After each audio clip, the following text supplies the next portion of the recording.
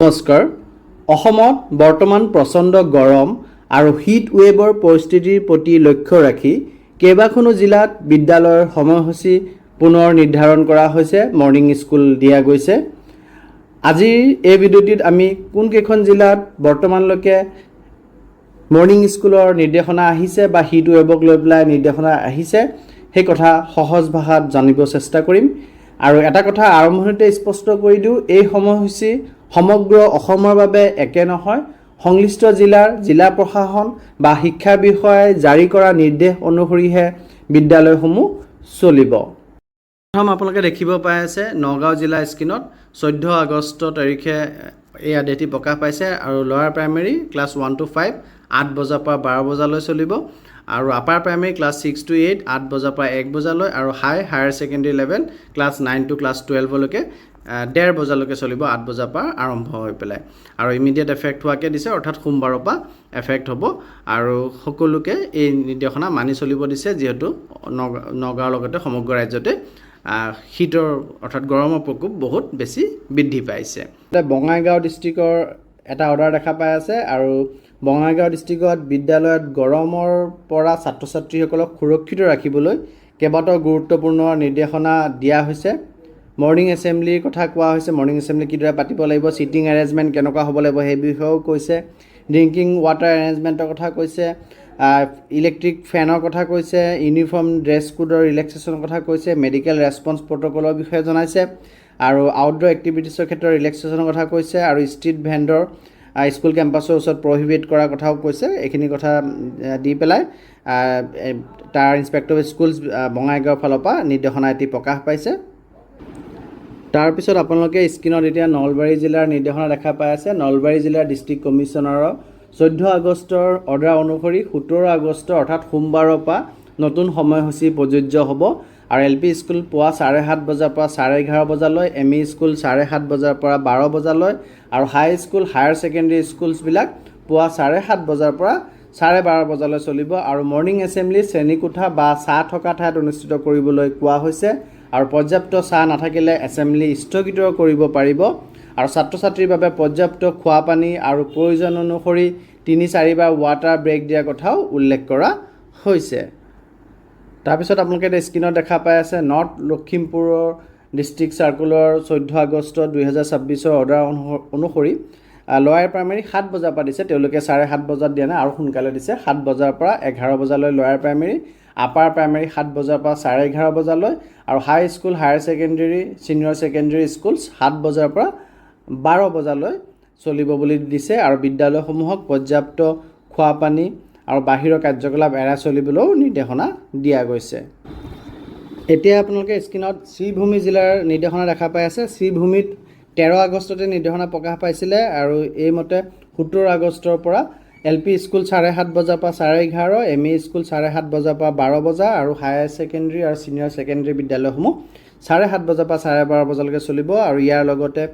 Hit wave safety গাইডলাইনছো জাৰি কৰিছে। Morning assembly শ্ৰেণীকোঠা বা চাহযুক্ত ভালদৰে বায়ু চলাচল কৰা ঠাইত অনুষ্ঠিত কৰিব লাগিব। ছাত্ৰ ছাত্ৰীয়ে প্ৰয়োজনীয় অনুসৰি পানী খাব পাৰিব লাগিব। বিদ্যালয়ত ORS electrolyte solution first aid facility সাজু ৰাখিবলৈ কোৱা হৈছে। আউটড'ৰ গেমছ, ফিজিকেল এক্টিভিটি,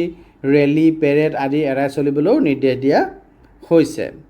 গতিকে নিৰ্দেশনাখিনি আপোনালোকে দেখা পাই আছে স্ক্ৰীনত আৰু বহুতখিনি আছে, এইখিনি আপোনালোকে চাই ল'ব। এতিয়া আপোনালোকে শিলচৰ নিৰ্দেশনা দেখা পাই আছে আৰু শিলচৰতো 13 আগষ্ট তাৰিখে অৰ্ডাৰ দিছিলে আৰু শিলচৰত 14 আগষ্টৰ পৰা এই নিৰ্দেশনা বলবৎ হৈছে, অৰ্থাৎ আজিৰ পৰাই বলবৎ হৈছে আৰু ইয়াতে 7:30 বজাৰ পৰা 12 বজালৈ LP স্কুল, 7:30 বজাৰ পৰা 1 বজালৈ ME স্কুল বা আপাৰ প্ৰাইমেৰী স্কুল আৰু 7:30 বজাৰ পৰা 1:15 হায়াৰ ছেকেণ্ডেৰী ছিনিয়ৰ ছেকেণ্ডেৰী বিদ্যালয়সমূহৰ সময়সীমা দিয়া হৈছে আৰু ছাত্ৰ ছাত্ৰীসকলক পানীৰ বটল লগত আনিবলৈ আৰু সঘনাই পানী খাবলৈ উৎসাহিত কৰিবলৈ কোৱা হৈছে আৰু অতি গৰমৰ সময়ত চক্স অৰ্থাৎ মোজা, জোতা, নেকটাই আদি পিন্ধাৰ ক্ষেত্ৰতো ৰিলেক্সেশ্যন দিয়াৰ কথা উল্লেখ কৰা গৈছে আৰু কিছু কথা ইয়াত SOP দি দিছে, যিখিনি আপোনালোকে স্ক্ৰীনত দেখা পাই আছে। গতিকে আপোনালোকে সেইমতে বিদ্যালয়সমূহ পৰিচালনা কৰিব লাগিব। তাৰপিছত আপোনালোকে স্ক্ৰীনত তিনিচুকীয়া জিলাৰ দেখি আছে। তিনিচুকীয়া জিলাৰ নিৰ্দেশনা 11 আগষ্টতে প্ৰকাশ কৰিছিলে আৰু 12 আগষ্টৰ পৰা ইফেক্ট হৈছে আৰু তিনিচুকীয়া জিলাত LP আৰু UPৰ ক্ষেত্ৰত একে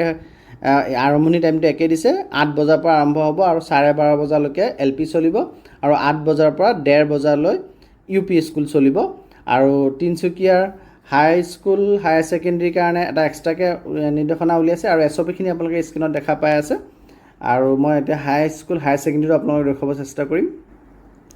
আপোনালোকে স্ক্ৰীনত high school higher secondary senior secondary দেখা পাই আছে 8 বজাৰ পৰা 1:45 সময়সূচী নিৰ্ধাৰণ কৰা হৈছে আৰু এই নিৰ্দেশনাত পানী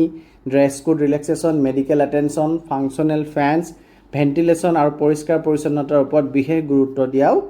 হৈছে আৰু SOPখিনি আপোনালোকে স্ক্ৰীনত দেখা পাই আছে বাকীখিনি SOP আপোনালোকে চাই ল'ব পাৰিব গতিকে হিট ৱেভত প্ৰতিখন বিদ্যালয়ে অকল স্কুল টাইমিং সলনি কৰাটোৱে মূল কথা নহয় বিদ্যালয় কৰ্তৃপক্ষই মৰ্নিং এছেম্বলি চাহযুক্ত বা শ্ৰেণীকোঠাৰ ভিতৰত কৰিব লাগিব ছাত্ৰ ছাত্ৰীৰ বাবে পৰ্যাপ্ত বিশুদ্ধ খোৱা পানী ৰাখিব লাগিব সকলো ফেন বিদ্যালয়ত ফাংচনেল কৰি ৰাখিব লাগিব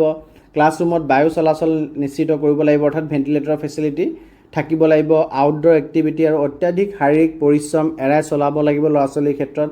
হিট ৰিলেটেড অসুবিধা হোৱা ছাত্ৰ ছাত্ৰীক তৎকালীন চিকিৎসা সহায় দিব লাগিব অভিভাৱকক প্ৰয়োজনীয় তথ্য অৱগত কৰিব লাগিব আৰু